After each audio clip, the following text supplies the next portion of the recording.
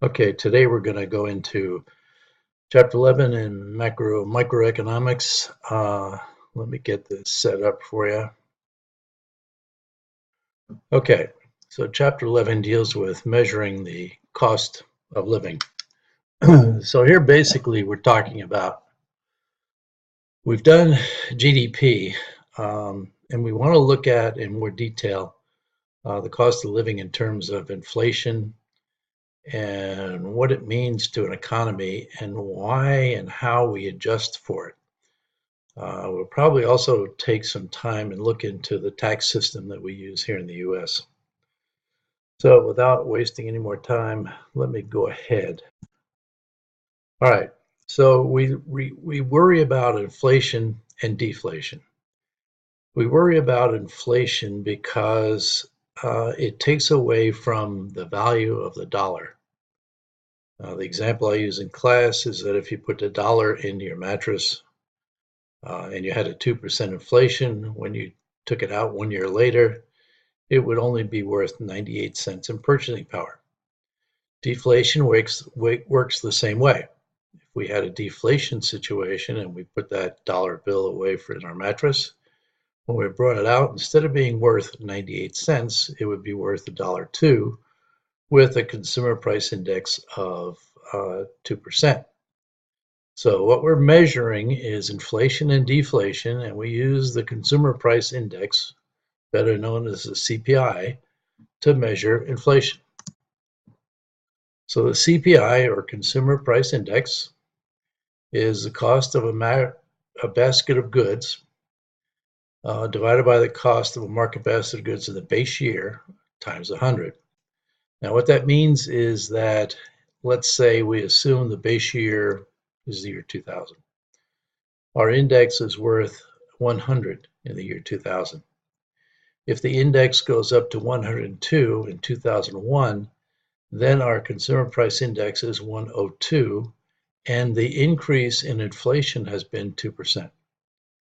Now, how do we stabilize that? The way we do it in economics is that we create a basket of goods.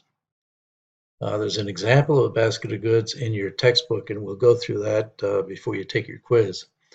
But basically, the market basket, or the basket of goods, is a combination of products that everybody buys. It would include a TV set, a home, a car, etc. So it's a fixed, and food, of course. And it's a fixed basket of goods, and we assume that basket of goods stays the same from the base year 2000 through 2017, if that's the year we select. And we can adjust for it through time. You can include additional items in the basket of goods and go back and restate prior years. That will give you a more accurate measurement of inflation over time. So the market basket of goods is a basket of goods and services common to both time periods. When we say both time periods, what we mean is all time periods. Whatever year you're measuring from the base year, the basket of goods is exactly the same. So whatever the XYZ basket of goods is in the year we select as the base year, then that basket of goods stays exactly the same through the time period we're using to measure inflation on that basket of goods based on that base year. I know that sounds confusing, but it really isn't. So, as I said, a CPI increase of 2% year over year. The inflation rate is therefore 2%. So when we talk about inflation rate, we're talking about the change in the consumer price index. So again, inflation is nothing more than measuring the change in the consumer price index year over year. So reverse is also true. As we said, if it decreases 2% year over year, that is deflationary. So an increase is inflationary, takes away the purchasing power of the dollar. A deflation is increasing the purchasing power of the dollar by 2%. Later on in the course, I'm not sure if it's in this chapter, but we can talk about the impact of deflation on the economy and why it's not particularly good. Too much inflation is not good, and deflation is not good either. All right, inflation. Let's take a little more time on inflation. Again, measured by the consumer price index, and it's a basket of goods times the base year times 100. So if it increases from 100 to 102, you have a 2% inflation rate that year.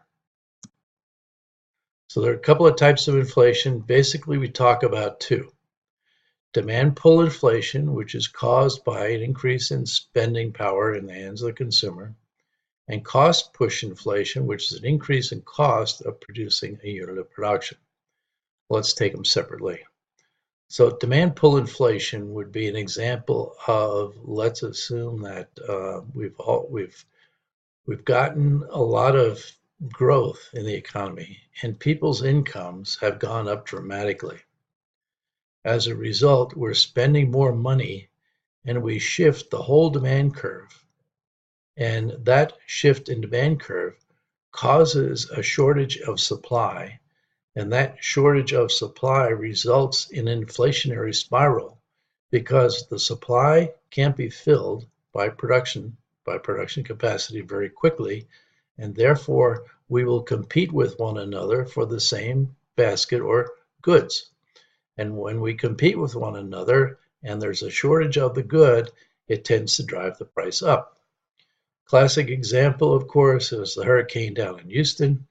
The price of gasoline, because we couldn't get it, a shortage of supply. Well, wait a minute, let me go back a minute. That's what caused inflation in the hurricane situation is the cost push inflation. I got ahead of myself. So demand pull is a result of an increase in spending power by the consumer, probably an increase in income. Cost push inflation is caused by a shortage or something to happen in the production of the unit. Again, the classic example on cost push that we use is the hurricane that hit the Houston area. The pipelines had to be shut down. The wells were closed down for a period while the hurricane was going on. It took a while to get that back up and then to load trucks and start to head north. As a result, in many places, the price of gasoline, regular gasoline, went up to as much as $2.78. I saw recently it's now back down around the $2.10 rate.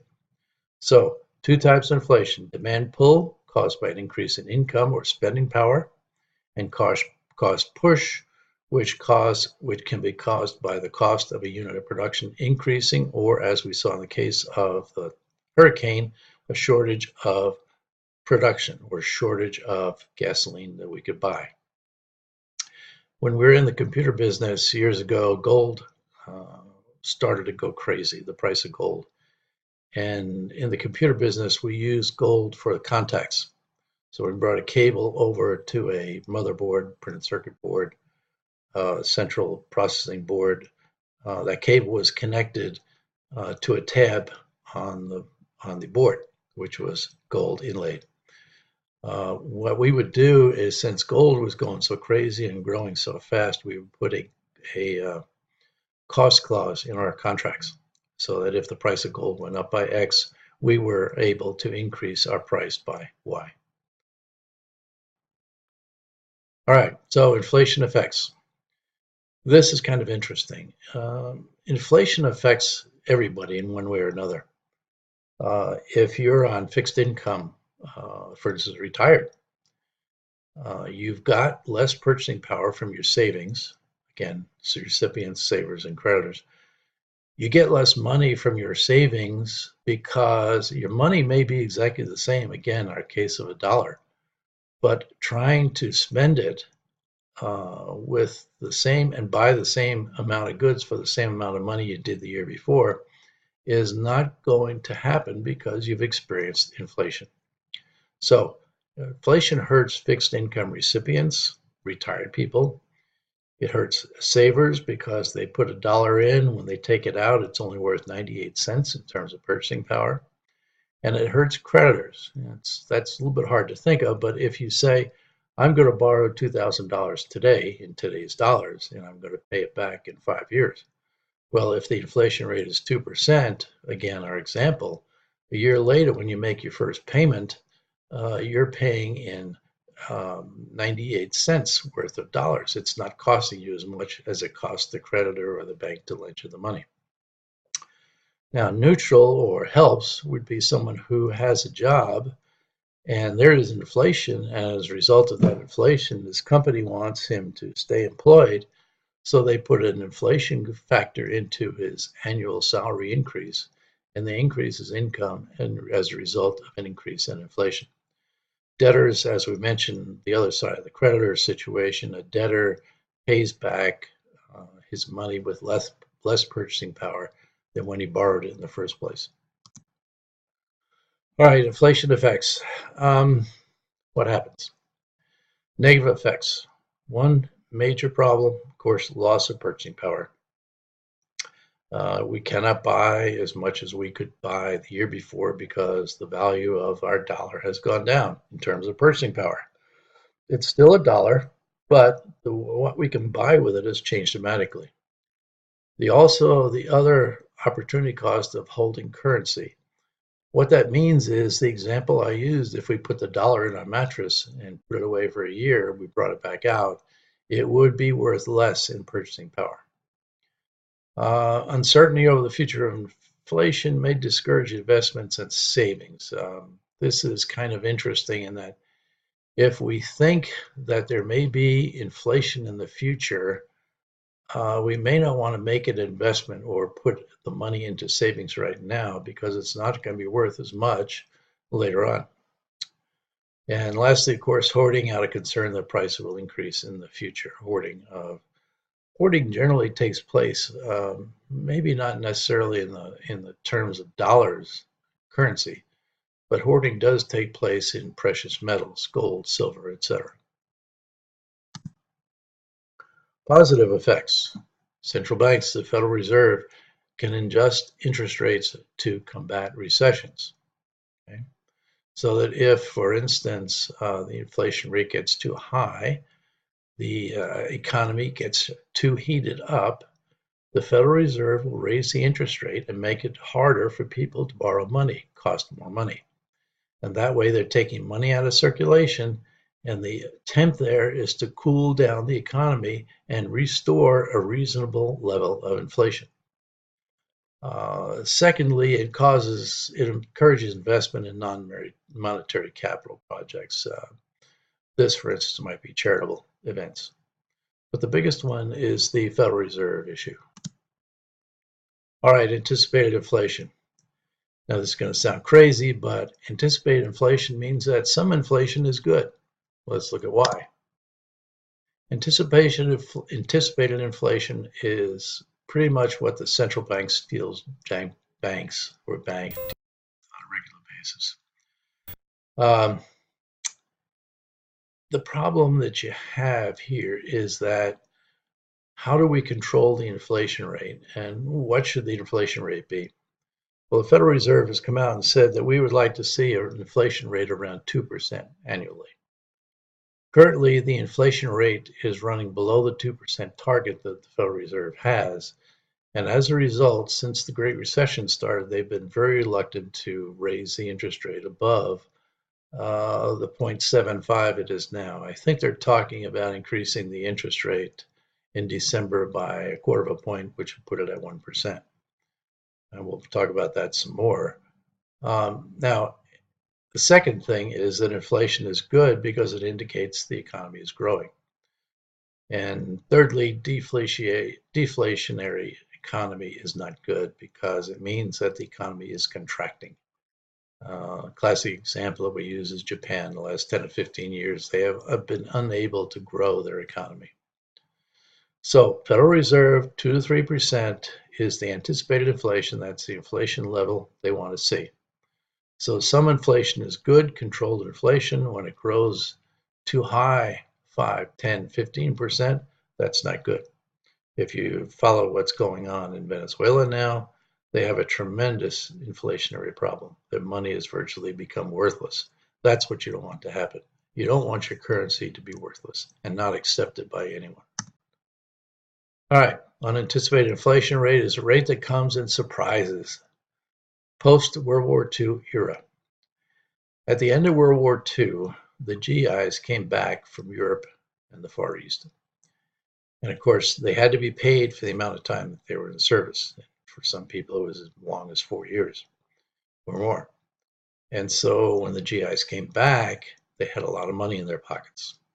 In addition to that, on the home front, the ladies, the girlfriends, and the wives were working in factories building tanks, airplanes, armaments, etc. So they were in a situation where they had a lot of money too. Now you have to remember during World War II, there were not a lot of consumer goods produced. And in order to buy consumer goods, you had to have what they called stamps. I have some stamp books from when I was a kid. I'll bring in if I get a chance, and you can take a look at what was required. So all of this meant that there was nothing in terms of consumer goods for these folks to spend their money on at the end of the war. So price controls were put in effect until the factories could be switched over to producing automobiles, houses. Levittown grew up in that time frame to provide housing for these guys as they came back from the war. So it took a while for that to occur. So the government had price controls on a lot of things, particularly foodstuffs. Okay, and the other example we have is the 1980s before the Reagan administration. We had inflation where it was topping at 10%. Mortgages were 10% or more. When Reagan took over and his chairman of the Federal Reserve was Paul Volcker, he said, you've got to fix this inflation thing and you've got to do it quickly. Volcker let the Federal Reserve rate that banks could borrow at get up as high as 20%. And boy, that killed the inflation problem quickly. Okay, long-term inflation and the stock market. Let's look at a chart. A lot of people say that when there's inflation or wars or things like that, that people can make money. But let's take a look at what it looks like. I hope you can see this chart, but this is a chart of inflation and also what happens in the stock market, the Dow Jones Industrial Average, which is a measurement of economic activity and investment. So you go all the way back to 1917, 1920s, 1930s, you'll see that the Dow was increasing tremendously after the First World War. So the Dow got up as high as 400. Now the problem was in October 1929, the market crashed and we began the Great Depression. So the Dow dropped below 60, probably down to 50 from as high as 500. And then with the start of World War II, it started to come back up again. But you'll notice during World War II that the economic activity, the Dow, stayed relatively flat. But look at the consumer price index. It rose 74%. So wars, you can also see that happening in World War I. Wars tend to increase inflation at a very high rate, and the stock market tends to calm down and not be as aggressive. Now, the next time period we see is between the wars, World War II and Vietnam. We don't call Vietnam a war, but it was a long, long conflict. It cost a lot of money. And what happened between the World War II and the start of Vietnam was the Dow Industrial Average grew 523%. That's great. But you look at the war years, Vietnam War, the consumer price index was up 207% inflation. But look at the Dow. It didn't do anything. It was just flat. All right, so the war and the conflict in Vietnam comes to an end.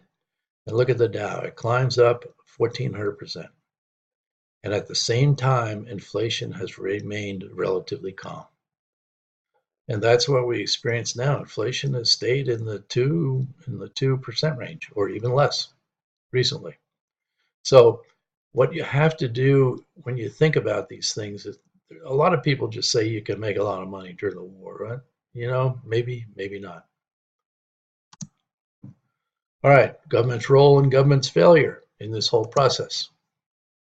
Now, the problem with government is they have two objectives. They want to control inflation and keep it low, and they want to keep people employed. So no high inflation, no deflation, and high employment or no unemployment. Now, in doing this, they don't. They have a lot of problems in doing it. First of all, they have no invisible hand. Price, quantity, demand, supply. The interaction of buyers and sellers in the marketplace. They don't have visibility into that.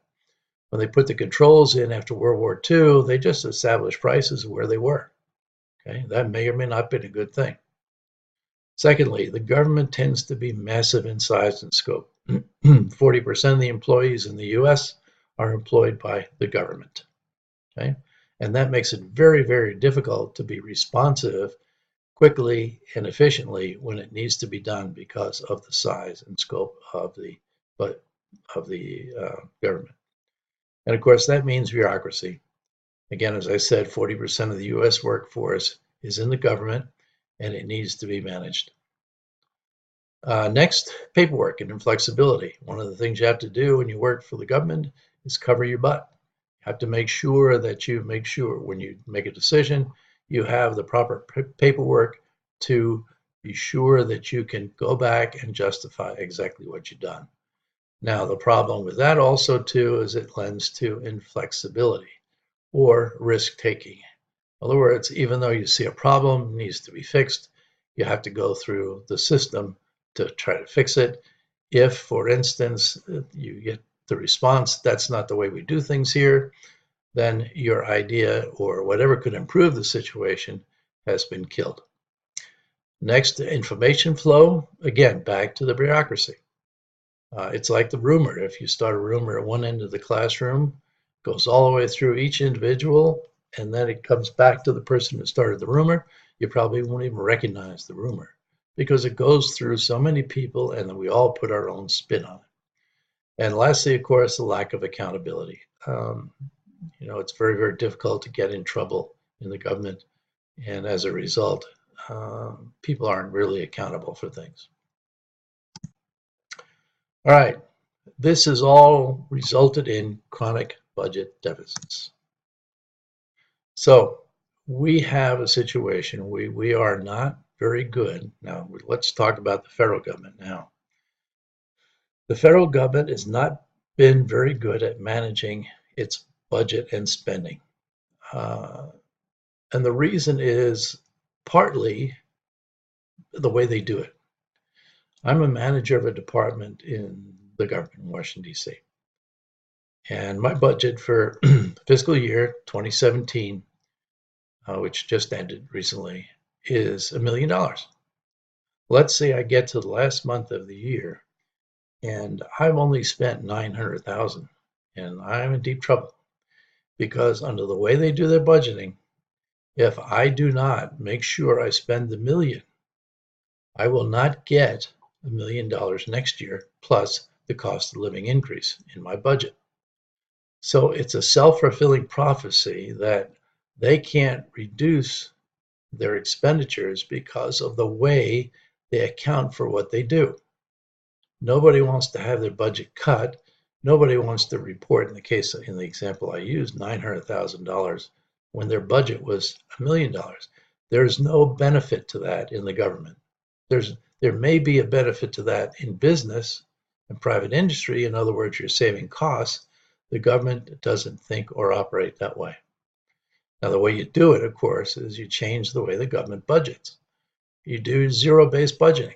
You say to the department manager, okay, what do you really need next year? Forget what you spent this year. Build up your budget from zero. How many people do you need? What do you need to spend the money on? And really, what is your real number? Okay. The other element, of course, is taxes and spending. If the government wants to influence the economy, inflation or unemployment, they have two things in their quiver or arrows, two arrows. And what they have to do is be responsive to changes in the economy by either raising and lowering taxes or reducing spending or increasing spending. For instance, if we have an inflationary situation, what the government should be doing is raising taxes and reduce spending. Because what we want to do is take money out of circulation in the economy in order to slow down the inflation. Now, if we have unemployment, they do the opposite. You should decrease taxes and increase spending. Now, that's the role of the federal government. That's the Washington, D.C. government. That's not the Federal Reserve. They have a different role. So the budget deficits, therefore, we've grown. It's close to 20 trillion right now. And it's kind of easy for the government to do that because they print the money. The states, for instance, can't do what the federal government does because the states don't print money. And most of the states, with the exception of one, have a balanced budget amendment in their constitution. So they have to, so they have to make sure that they balance their budget every year and they don't spend more than they take in. Now, what is the problem with that deficit continuing to build? The biggest problem is when we get to the point where we have to use all the money we have or the income we earn to pay down the debt, then we will sacrifice investing in companies and investing in technology and actually growing the economy. It will become stagnant. Greece is going through that now. And S&P, by the way, did downgrade the U.S. from, I think, AAA to AA plus. All right, so the government's role in the economy. Number one, foster growth. We talked about the GDP in the last class. The federal government wants the GDP to grow.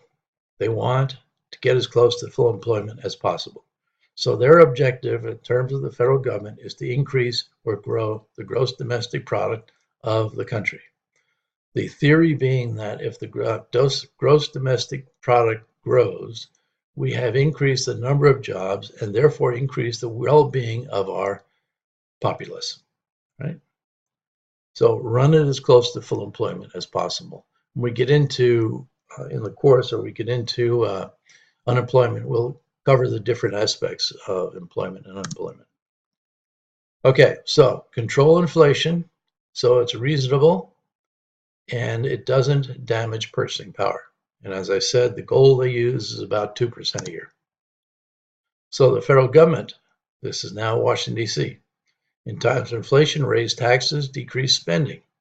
Times of unemployment, decrease taxes and increase spending. The Federal Reserve, now these two entities have to work hand in hand to solve problems of the economy. The Federal Reserve, in the example where we have inflation, the Federal Reserve has to raise the interest rate and as a result decrease the supply of money, and that will trim inflation. So the federal government does raise the taxes, decrease spending. The Federal Reserve at the same time raises the interest rate to decrease the money supply. So those two entities have to work hand in hand. If one is doing the opposite of the other, it will cause a diminishing effect on the solving of the problem.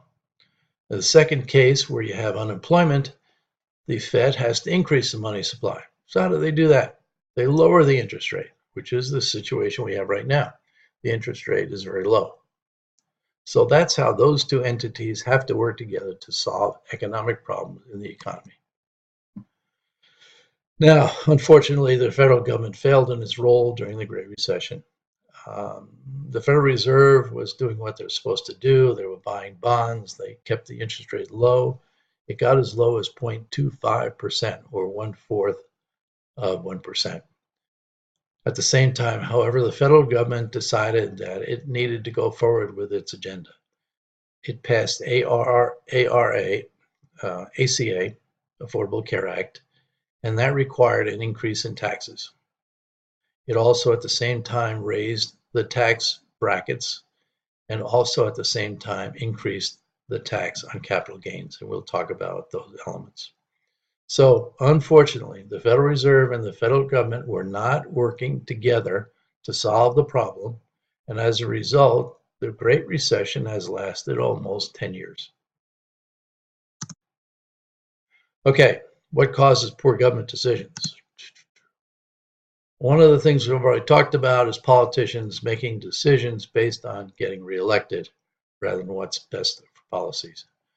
We have a tendency lately in this country to elect people who are articulate, even attractive, but these might not necessarily be what you would call statesmen. They may not think in real terms, and they may not think what's best for the economy, but what's best for them. One of the things that has occurred, as we talked about earlier, is pork barrel politics, earmarks. You want a congressman's vote, you have a spending bill that you want him to vote for. He says, okay, I'll vote for your bill if my constituencies get some money as well. Pork barrel politics and earmark on a loan, on a bill, does not require any kind of financial analysis or a bidding or anything else. Congressman or senator can give the money to his brother-in-law. And how is this also influenced by special interest groups? Well, they have a say-so too. Lobbyists for unions, industries, and companies. These guys go around Washington, take people to lunch, get them tickets to ball games, football games, etc. So these special interest groups, by giving money to politicians, attempt to influence their vote and what they vote for. When we looked at what Fannie Mae did and what the boys at Countrywide did, we see this in spades. All right, rent providing. The other thing the government does, unfortunately, is they provide subsidies to farmers. They may give a construction project that will benefit a union because a union is a big block of votes. And they may give tax breaks to specific industries or corporations. These are all things that cause poor government decisions. One of the interesting things is that, let's take the case of large subsidies to farmers. It became important during the Great Depression that we made sure we were in a situation where we could maintain our farming communities. There was a big drought at the time, so the government stepped in and said, "We're going to help you out." And let's make an example. What they said to farmers who were growing wheat: "We want you to plant the wheat anyway. We'll pay you $4 or $2 a bushel, and then you can sell it on the market." These are subsidies to help the farmers during a critical time. Now, as we all know, farming has become a big industry. It's grown. The small farmers probably don't exist to a large extent anymore. They've been taken over by corporations, by co-ops, etc. So the subsidies may not really be needed anymore. The problem with things like subsidies is once you give it, it's hard to get it back. Okay? All right, benefits and costs. The problem that we have in the government today is not only the deficit we have, but also the unfunded liabilities that the government has. Now, when I say the government, in this case, I'm talking about not only Washington, but also state, local, city governments. It's estimated that we have 3 times the amount of debt we have on record in unfunded liabilities. So if it's 20 trillion that we know of, it probably is more like 60 trillion if you include the unfunded liabilities. Unfunded liabilities, as we saw before, are liabilities that are due in the future that the government has not provided any more money for today. There's no reserve to take care of it.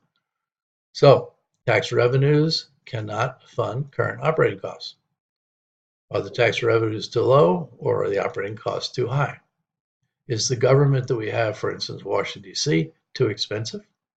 Or are we not getting enough revenue? Well, it's probably a little bit of both. We're probably not getting as much revenue as we should because we have too many people out of jobs. And or we have a tax rate that's too high. Remember the old Laffer curve. Reduce the rate and get more revenue, more dollars. So it could be a combination of both, which means that they both have to be attacked. We have to reduce the cost of the federal government, and at the same time, we have to get our revenues up, our tax revenues up. And that means people get back to work. So what do they do? Now, unlike you or I, when we have a budget, or you folks, We have to stick to that budget because there's no way around it. We don't have any money to spend. The governments don't have that problem. They issue bonds. Now, a bond is issued to cover the difference between the money that they receive and the money that they spend. Make no bones about it. A bond is a loan to the federal government. So the bonds issued by the federal government are in effect loans, and they have to be paid back at some future time. Just like the federal budget and the federal deficit, it's going to have to be paid back at some point in time. Now, most states, as I said, have operating their annual budgets at zero deficit because they can't print money. The federal government is now close to 20 trillion in debt. This is old information. This is a lot more than 17 trillion. It's almost 20. So the states don't have the same problem. They have to operate at a budget level that pays for itself. Okay, funding the public sector, tax systems. The way we do things in this country is that we have what's called a marginal tax rate system, or another word for it is a progressive tax rate system. It's a tax rate system that's on individuals and corporations. If, for instance, you make a lot of money, you pay a higher tax rate. Some argue that it's not high enough, that it should be higher. We'll talk about that later at some other point in time. I'll show you who pays what. But basically, it's a marginal tax rate system, which means that the more you make, the more you pay. Another one is the average tax rate system, which is net rate that people pay. Now, this is kind of difficult to talk about in terms of a video. It's much easier to explain on the board. But we have tax brackets, and let's assume that you're in the 25% tax bracket. And the total income you receive reported on your W-2 is $100,000. Well, a tax bracket of 25% doesn't mean you're going to pay 25% of $100,000. Because in the tax system that we have, you're allowed to deduct income for personal exemptions. If you have four people in the family, you get a tax exemption for 4 people. You can deduct the interest on your mortgage. You can deduct charitable contributions. These are things that you're allowed to deduct from your income tax. So when you get all finished deducting all those things, you end up calculating the average tax rate that you're actually paying. So where the bracket you may be in is 25%, the actual tax rate you pay may be as low as 20%. Okay, now, so that's the average tax rate. The federal government also levies taxes on what they call sin taxes. Cigarettes are taxed, alcohol is taxed, gasoline is taxed, okay? So the federal government also levies excise taxes and collects money from these types of excise taxes or sin taxes, SIN. All right, state and local governments generally have a flat tax rate. We're fortunate here in Texas that we don't have an income tax, but in order to pay for things, we have a very, very high property tax rate. So sales tax receipts and property taxes are used primarily to fund education. Now, in addition to that, some states even exercise taxes, put excise taxes on gasoline, cigarettes, and alcohol. So the sin tax is also being put on by the state and local governments as well as the federal government. That's why your pack of cigarettes is up to as high as over $5 a pack in some places. That's why alcohol, booze is so expensive. Tax brackets. These are the brackets that were in effect last year. The IRS has put out new numbers. They've changed a little bit, but those numbers may not be valid anyway because they're talking about getting a new tax system in place before the end of the year. So anyway, we'll stay with the 2016 rates, and here they are. So if you're not making any money, you still have to pay 10% tax. No, 10% of nothing. There's nothing. If you're in the 9,000 to 18, now if you're single, you're 9,000. If you're married at 18,000, your tax bracket, again, this is just the bracket, is 15% of that income.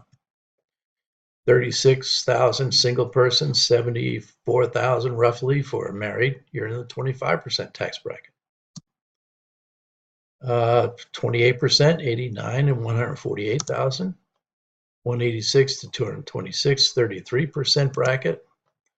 243,000 a year to 405,000 a year, you pay 35% of your income in taxes, so you're in the 35% tax bracket. Again, you may not pay 35% of $405,000. And lastly, the highest rate is 39.6%. And for a single person, hang on a second. And for a single person, that means you pay almost 40% of your income in taxes. Now, again, that's the progressive or marginal tax rate. It's not the average tax rate that you actually may pay after you take deductions for mortgage interest, personal exemptions, education, charity, etc.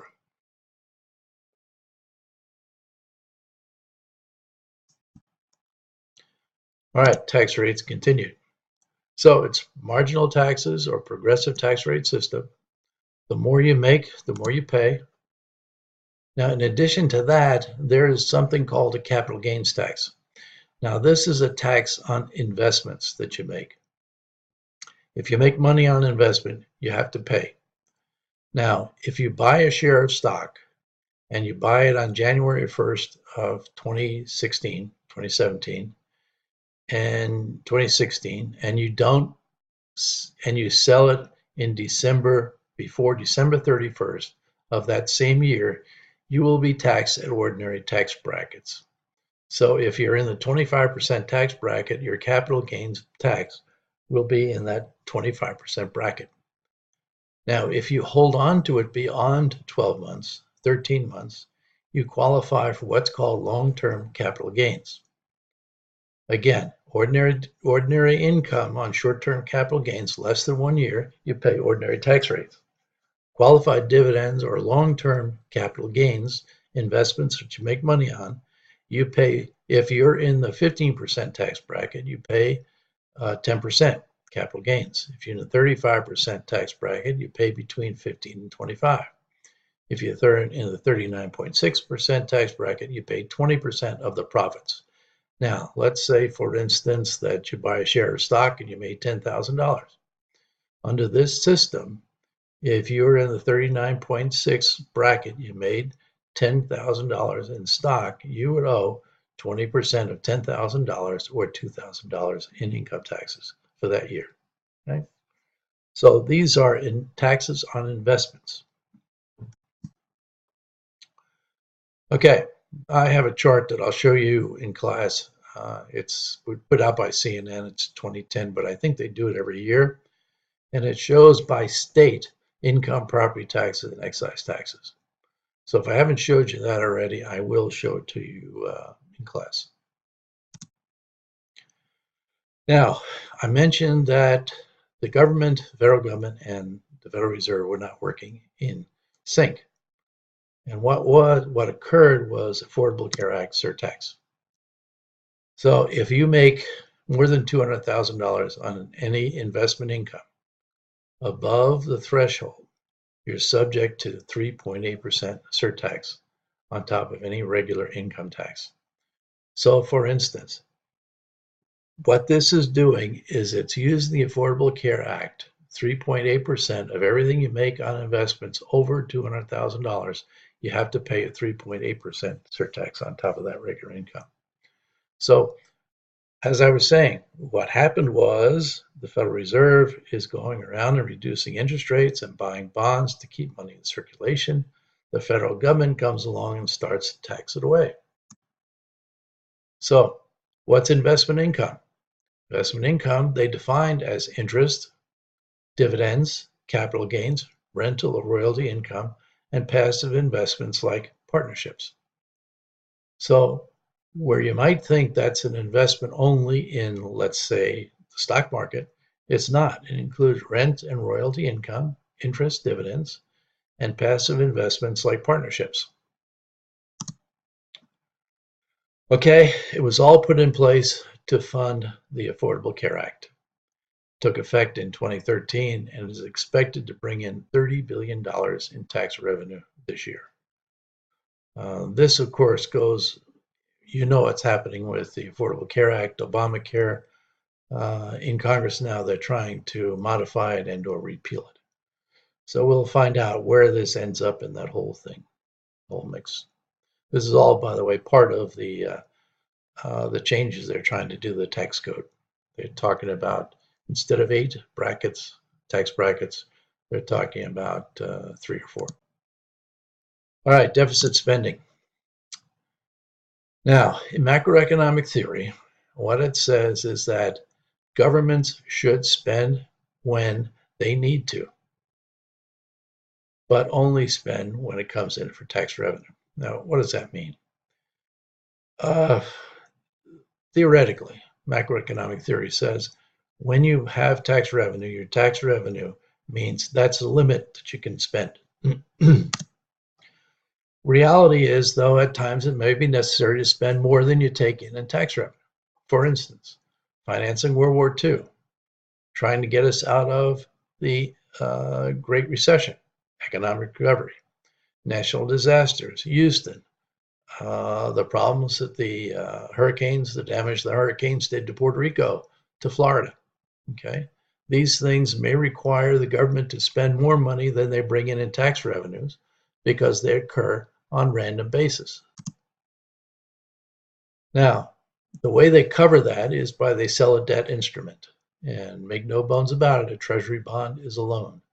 So they go out on the open market and they sell treasury bonds. You can buy bonds directly from the treasury, or you can buy them through a broker, a stockbroker. It's pretty easy to do. So when the short-term problem is resolved, like we're just talking about, financing a war, economic recovery, national disasters, what the government is supposed to do is control, get their expenditures back in line, and have the expenditures be less than the tax receipts, and put that money away for a rainy day to use it to retire the debt that they've taken out during a crisis. So it's no different than what you and I do in managing our own money. We have to make sure we pay back what we borrow. The idea is to not try to borrow. Deficit spending continued. Now, as I said again, most states have balanced budgets. Federal government does not in their constitution. Current deficit is 19.5 trillion. I haven't checked on it lately whether it finally hit 2 trillion. Probably not, but it's getting close. So to reduce the debt, as we said, the government either has to raise taxes or cut spending. It's not apparent yet that they're doing either one. They tend to kick the can down the road and wait for the next group to fix the problem. So to date, no action has taken place, and in fact, it keeps growing. I saw some numbers the other day that the deficit this year, this fiscal year, may be as high as $660 billion. That's 60% of a trillion, which means we're getting closer and closer to adding $1 trillion worth of debt onto our balance sheet for the federal government. So what do we do to fix it? Well, as we talked about, Federal Reserve and the federal government have to act in concert and go after the problem the same way and get serious about it. So the more people we get employed and get them off unemployment benefits, get people off food stamps, we can reduce our costs. And by people getting employed, we can reduce revenue as well as costs. Who pays what? France, for instance, a lot of talk you heard, still hear, about tax the rich. France imposed a tax of 75% on high-income people several years ago. They tried this to try to cover their shortfall in their budget, much like we do. Unfortunately, they had to take it off because the people who had enough money to pay the 75% tax left the country. All right, here's a chart of who pays what based on the year 2010. If you look over on the right, and it's all in percentiles, you'll see the first percentile of 1 to 20 means that people are making, poverty level is 24,000. So we've got about 0.4% of the tax revenue coming from that group. Next is the 21st to the 40th. This is people making $44,000 a year, and it represents about 3.8% of the tax revenue received by the federal government.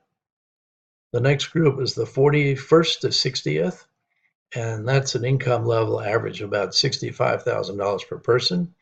And that group pays 9.1% of all the taxes received by the federal government. The next group is 60th to 80th, and they are making $95,000, and they're paying almost 18% of their income into the federal taxes. And then the largest group, 81st to 99th, that's an income stream of anywhere from $135,000 to $286,000 a year, and they are paying 44% of the revenue going into the federal government in 2010. And then you look at the top 1%, an income of 1.4 million or higher, they're paying 24.2%. Now, if you look at that chart, the 61st through the 99th percentile is really where the middle class sits. And as you can see, if you take that group, 44.6% and 17.6%, okay, you're talking almost, well, you're talking 60% of the total receipts by the federal government. That is the sweet spot. That is where we have to get people back to work. You could also look at the top 1%. What it says is the top 1% is paying almost 1/4 of the federal taxes. Okay. Now, look at that. Think to yourself, is that fair? Who knows? Do you think that you can raise the tax rate there and get a lot of money? Probably not, because it's a small group of people. And if you push them too far, like in France, they're going to leave the country. Anyway, we can talk about that in class if you like. All right, that's it for chapter 11. So we are finished. Go through this, and we'll, you got a quiz next Tuesday. We'll go through the information in the book, and I'll expand on this on the blackboard if you need me to do so. And good luck in your quiz next week. And I'll see you next week on Tuesday.